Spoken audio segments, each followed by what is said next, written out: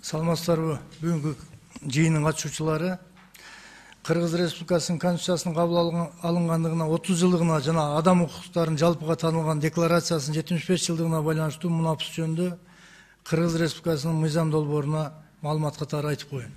Бул мыйзам долбоору 1 ай коомдук талкууда турду.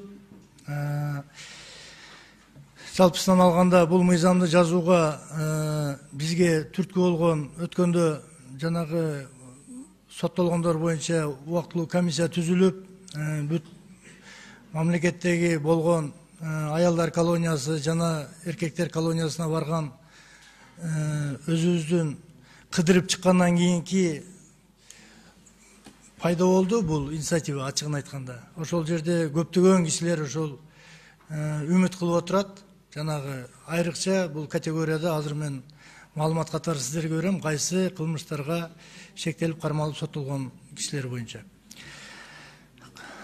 Кыргыз Республикасынын Конституциясынын кабыл алынгандыгынын 30 жылдыгына жана адам укуктарынын жалпыга таанылган декларациясынын 75 жылдыгына байланыштуу гумандуулук жана боорукердик принциптерди ишке ашыруу максатында жалпы кабыл алынган адам укуктарын жана эркиндиктерин урмат кылып, Кыргыз Республикасынын ушул мыйзам долбоору иштелип чыкты.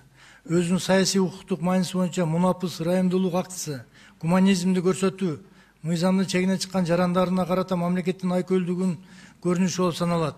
Кыргыз Республикасынын Конституциясы тарабынан жүктөлгөн мунапыс жөнүндө актыларды чыгаруу, ыйгарым укугун жүзөгө ашыруу менен Кыргыз Республикасынын Жогорку Кеңеши саясий жана экономикалык максаттуулуктун, мунапыстын демократиялык укуктун мамлекеттеги гуманисттик акция катары социалдык шартталышынын кызыкчылыгынан улам аракеттениши керек. Жогоруда белгиленген принциптерди жетекчиликке алуу менен мыйзам долбоору эркиндигинен ажыратуу түрүндө жазык жазасын бошотуунун жана адамдардын белгилүү бир категориясын эркиндигинен бошотуу түрүндөгү жазаны өтөлек мөөнөтүн кыскартууну карайт. Мыйзам долбоору менен анча оор эмес жана оор кылмыштар үчүн соттолгон төмөнкү адамдарды эркиндигинен ажыратуу түрүндөгү жазык жазадан бошотуу сунушталат. Биринчи бул 60 жаштан эркектерди, 60 жаштан ашкан эркектерди жана ошондой эле 55 жаштан ашкан аялдарды. Урматтуу коллегалар, дасандалбайчы, кичине көңүл буруп койсоңор. Ойду чачаттасыңар. Ошондой эле ден соолугунун мүмкүнчүлүктөрү чектелүү жана биринчи жана экинчи топтогу майыптыгы бар адамдарды. Үчүнчү, жашы жете эле 2ден кем эмес балдарды же ден соолугунун мүмкүнчүлүктөрү чектелүү биринчи жана экинчи топтогу майып балдары бар үй бүлөдөгү жалгыз багуучу болуп саналган адамдарды. Жана анча оор эмес кылмыштарды биринчи жолу жасаган адамдарды. Жалгыз бой эне болуп саналган аялдарды. Көп балалуу аялдарды. Ушул мыйзам күчүнө кирген күнгө карата жазасын өтөлбөгөн бөлүгүн 1 жылдын аз мөөнөтүн түзгөн аялдарды жана жашы жетелектерди. Ошону менен бирге мыйзам долбоорунун биринчи беренесинин биринчи бөлүгүн колдонушуна туура келбеген адамдарга эркиндигинен ажыратуу түрүндөгү жазаны өтөлек мөөнөтүн кыскартуу сунушталууда. Булар биринчи анча оор эмес кылмыш үчүн соттолгондорго жазанын өтөлбөгөн мөөнөтүнүн 2ден 1-ине. Экинчиси оор кылмыш үчүн соттолгондорго жазанын өтөлбөгөн мөөнөтүнүн 3дөн 1-ине. Өзгөчө оор кылмыш үчүн соттолгондордун жазанын өтөлбөгөн мөөнөтүнүн 4дөн 1-ине. Мыйзам долбоору менен аларга карата мыйзамдын ченемдери колдонулбаган адамдардын категориясына каралган. Ушул категорияда мисалы жана өтө оор кылмыш кылган жашы жетелектерди зордуктоо, же болбосо аялдарды зордуктоо, терроризм жана особо жанагындай опасный коомго преступление кылмыш кылган кишилерге бул колдонулбайт. Ошону баса белгилеп кетейин. Ушул андан тышкары мыйзам долбоорунун колдонушу ушул мыйзам долбоорунун экинчи беренесинде көрсөтүлгөн адамдарды кошпогондо сот тарабынан эркиндигинен ажыратууга соттолгон бирок издөөдө жүргөн адамдарга да колдонулбайт. Ошондой эле мыйзам долбоору мунапыстын колдонушуна кабылган адамдардын категориясы мунапыс актысын аткарган органдар, мунапыс актысын аткаруу мөөнөтү жана мунапыс актысын колдонуу жана аткаруу маселелери боюнча түшүндүрүүчү жоболор жөнүндө түшүнүктөр берилген. Бул мыйзам долбоорун кабыл алган учурда Кыргыз Республикасынын Юстиция министрлигине караштуу жазаларды аткаруу кызматынын маалыматтары боюнча биринчи берене боюнча бошотууга бир 70 адам туш келет экен. Анын ичинде 33 кылмыш менен келтирилген зыян ордун толтурулгандан кийин. Экинчи берене боюнча 891 адам туш келет экен.